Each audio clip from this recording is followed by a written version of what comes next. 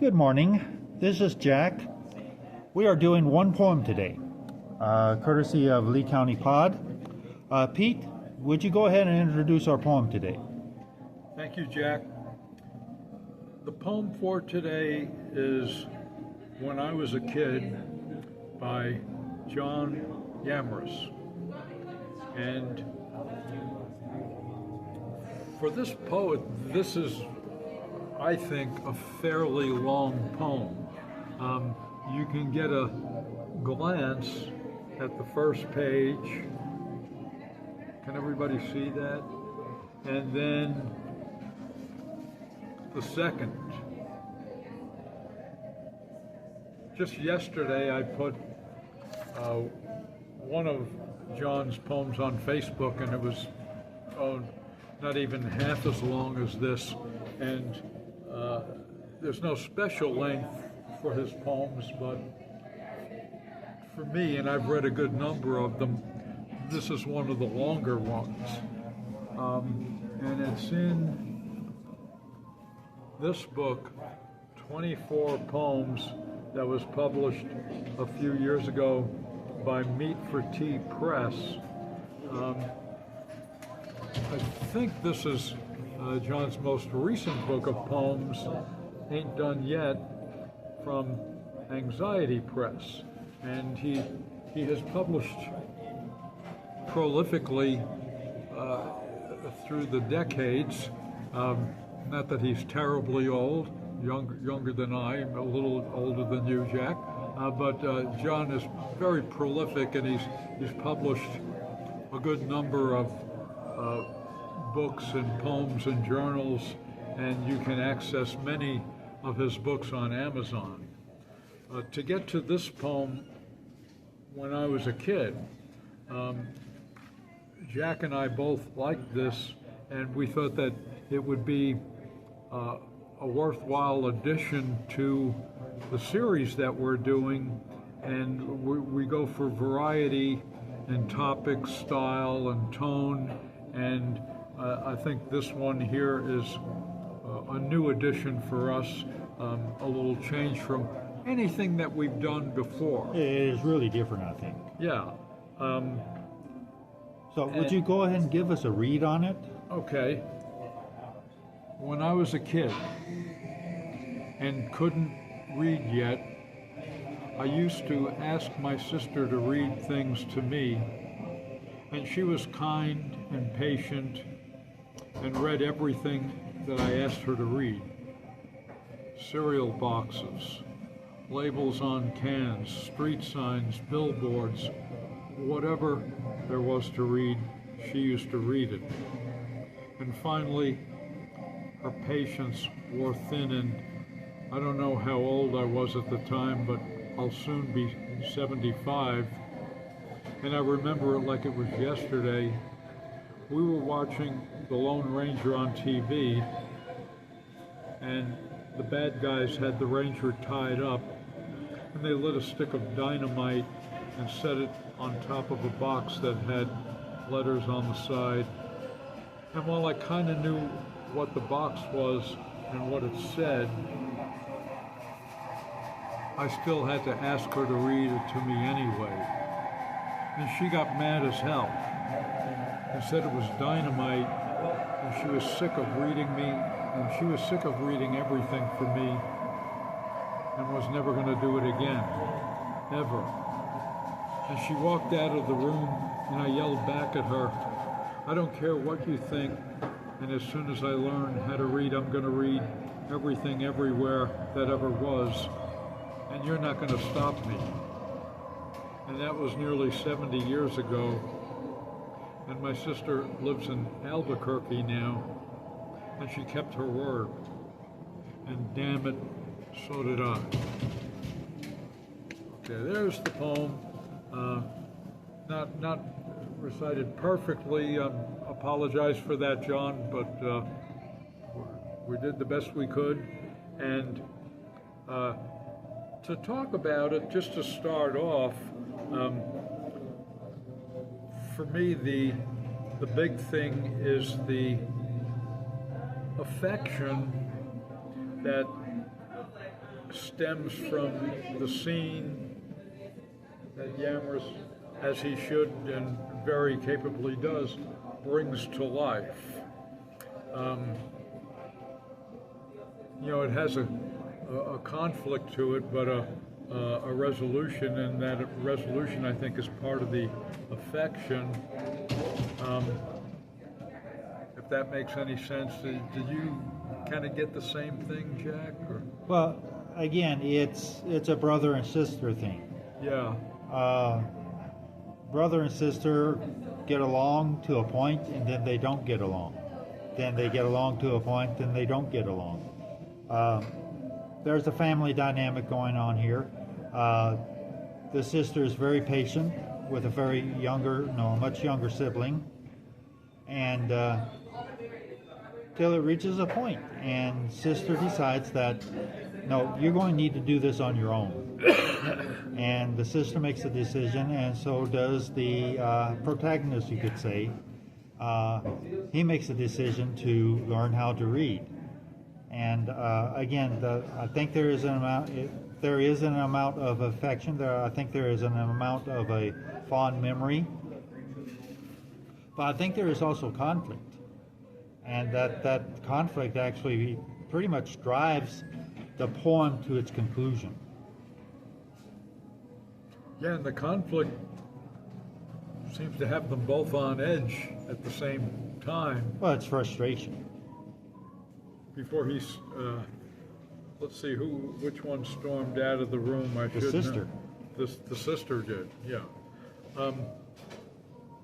I just would like to hold up the first page for a moment to talk a little bit about the form of the poem and the layout. Can people see? Yeah, they can see just the structure. They can see the structure. So there's a variation in line length, but a kind of a regularity to the shape of the, I'll call them stanzas or strophes, whatever.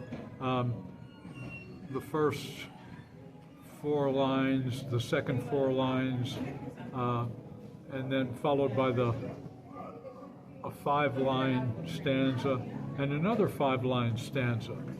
And important for readers to see, to appreciate what I'm about to comment on. The frequency of run-on lines,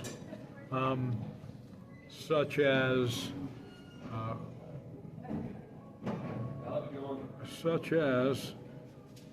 read yet I used to. Now I'm looking for that one here. My sister was kind to read. Well, you see some of these one-word lines right in as we go from the end of line 2. Oh, there it is. Line 2 is run on into line 3. The thought process is not complete at the end of line 2, but runs on to the 3rd line. The frequency of them makes the end stop lines that consist of a complete thought, such as, once again, she was kind.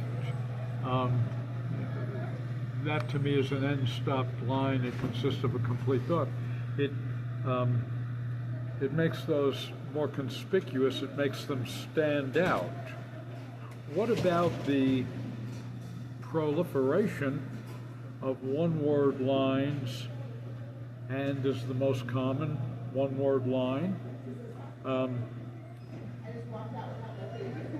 The one-word lines make other one-word lines her,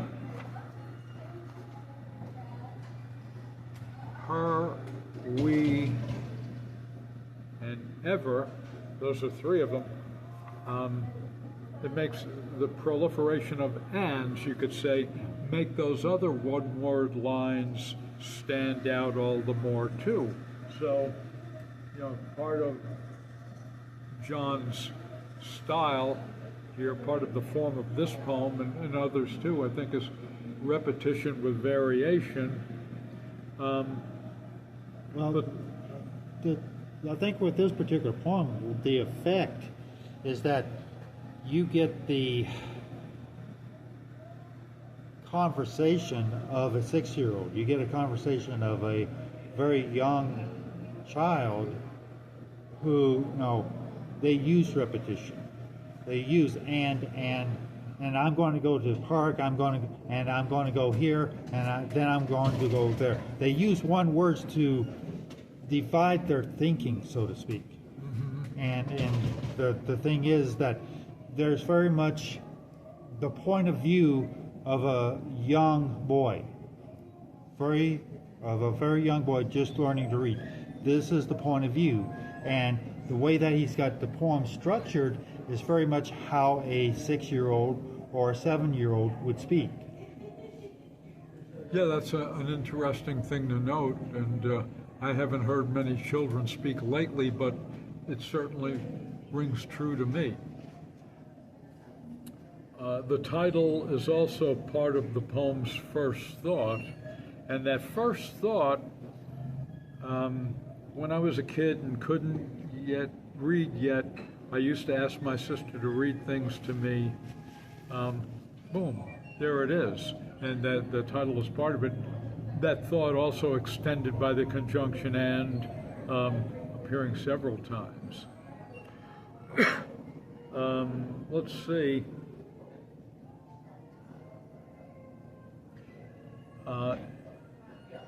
Leading to a reflection on time. Well, we have the imagery there of things that she used to read, and finally her patience wore thin. This leads to a reflection on time, initiated by the word old. A little bit of future tense there, the age of 75 given in a number, which I think is, little things add up to mean a lot in any poem.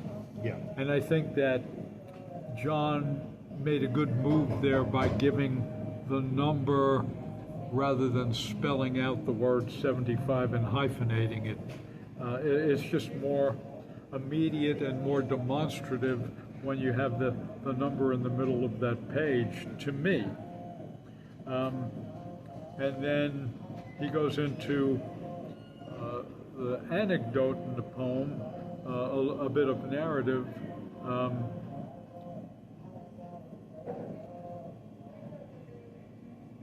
The ellipsis, ... after remember it like it was yesterday, that time connective, gets us, the readers, into the scene.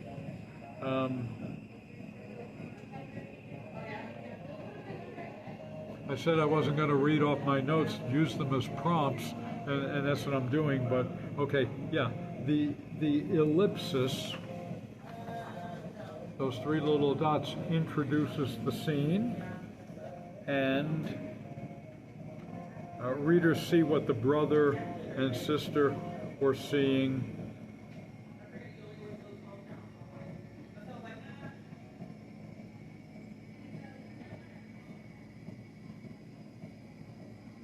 They were watching The Lone Ranger. Yeah, suddenly, okay.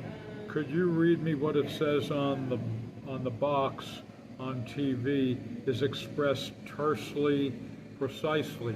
I think I'm paraphrasing right there. Yeah, they're watching this TV show, and one thing I asked Jack before we started filming, and I think it's a valid question, but we both came up with the same answer. Does a reader have to be familiar with the television show The Lone Ranger to have or would that familiarity give the reader a better appreciation of this poem? And my thinking on that is the Lone Ranger, basically, at least for generations up to, say, Generation X, those who are the generation that came after the baby boomers and such, the Lone Ranger is a familiar enough icon to have carried over into today's contemporary lexicon. So when people reference the Lone Ranger, anybody's going to have an idea about who this guy is. I mean, they even did a movie, it wasn't that far along, maybe a decade ago, about the Lone Ranger. It was sort of a parody of the TV show, but it was, again, you still have the characters, they're still doing they're riding around chasing down the bad guys. So, it's an icon, and people recognize the icon. They may not necessarily have an idea about what the TV show was about, but they recognize the archetype, I think. That they recognize, oh, this is something that happened way back when. Bad guys, good guys, and there's a box of dynamite. I think most people can relate to that idea of an old-time TV show. And John Yamrus has been called by other writers the master of minimalism, and I think a challenge for any writer is to know what to include and what to exclude. And certainly with a poem, John doesn't put anything extraneous in here. He tells us all we need to, he tells us and shows us all we need to hear and see about that television show and the scene in the show. Yeah, there's nothing extra here. No. There's nothing that's going to distract the reader from the main story. Yeah, because, when I am familiar with the television show, and when I think of the Lone Ranger, I immediately see a face with a mask. We don't need the mask in the poem. No. And of course, he doesn't have it in there, but we do need that stick of dynamite. And set it on top of a box that had letters on the side. We need that.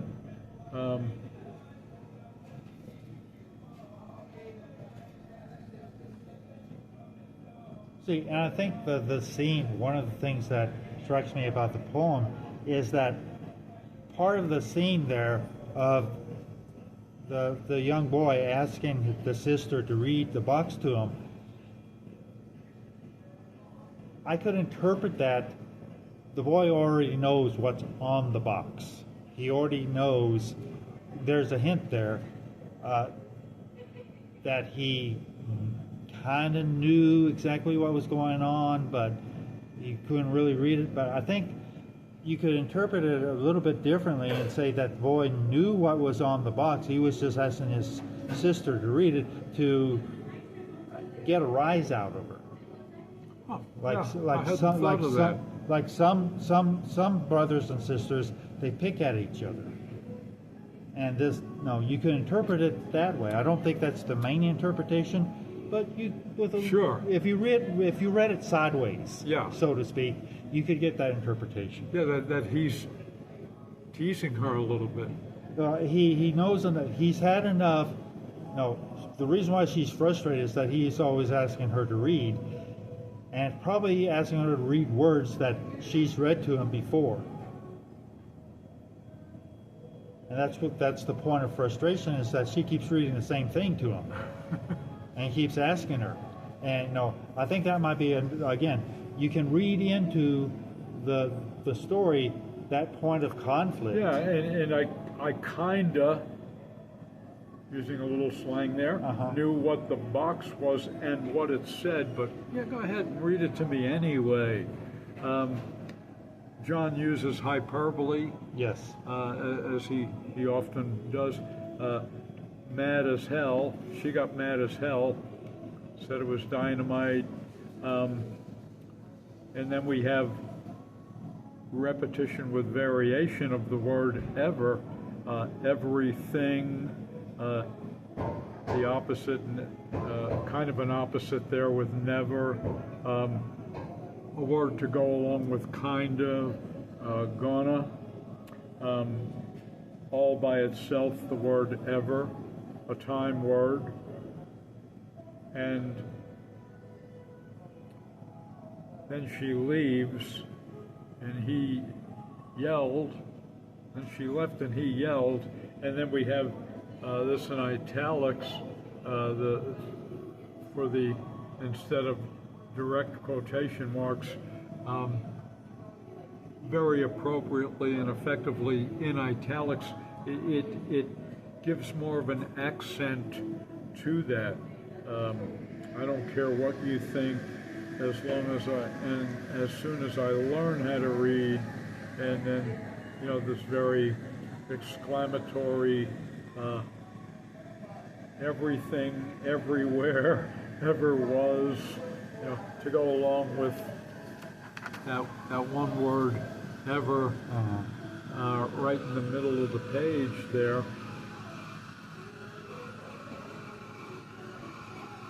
She was sick of reading everything, part of the hyperbole. You know, notice he doesn't say she stormed out, but certainly I get that feeling. You get that sense. Yeah, with the because more of the understated language. walked out. Yeah, he doesn't have to say that. I yelled back at her.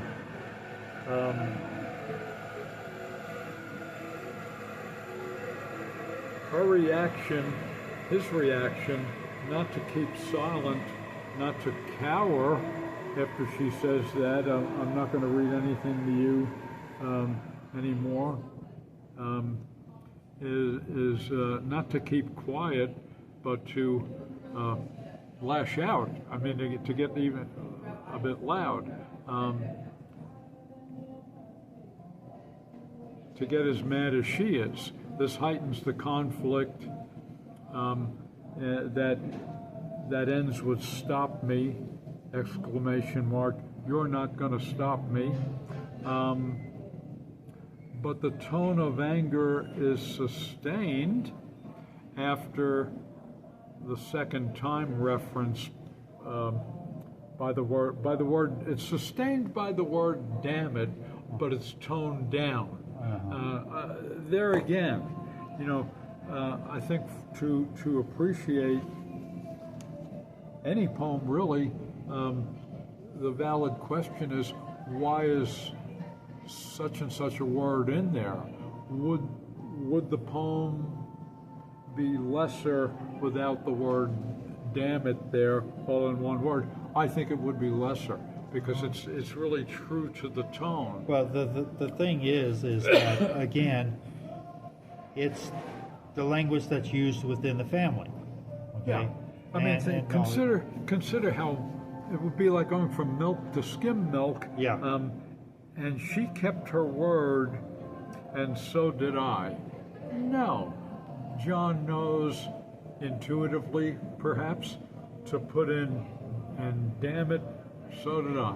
Yeah. Yeah. But we know, you know, that you know, this, you know, we get a sense that maybe within the hour of the Lone Ranger, the conflict was resolved. It's nothing earth-shattering, and all. That's what I mean by, and the whole thing. You know, they can look back at it now as an affectionate memory.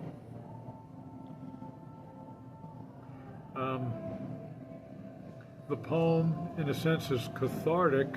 The children's pain is the reader's pleasure. The scene is funny and affectionate in that the whole poem shows how close the brother and sister were and even though far apart today, still are. Ultimately, in a sense, it's a love poem with some turbulence and friction mixed in that undercuts any bit of sentimentality. You know, it's a childhood memory rendered unsentimentally. You know, there's nothing to weaken it that way. You know, Yeah. it's to me a strong poem. But it certainly is an enjoyable poem to read, one I could easily see myself going back to just for the sheer pleasure of it. Well, I think the biggest part of it is that it actually winds up being fun. Yeah. There are many, I would say that there's probably 2 or 3 interpretations that, you know, depending on how you read it, you could get from it. But I think by and large, the most direct and straightforward reading of it is that it's a fun poem. It is about, you know, like you said, a childhood memory where there is some conflict and some brother and sister things going on, some sibling rivalry, and it kind of explodes one evening, and, you know, 2 people decide that, hey, no, I'm going to do this and you're going to do that, and that's it, you know. And, you know, the young boy does learn how to read and reads everything that he can, and he's still doing it. And the sister hasn't read anything to him since then, so to speak. Again, you could take it into a darker light if you want to spin that. You could potentially spin it that way, but I think the most straightforward reading is that childhood memory, brother and sister having a bit of a rivalry, and both of them being kind of frustrated, and turns into a funny story. Yeah, it certainly is, in a very well-written one, too. And I will say,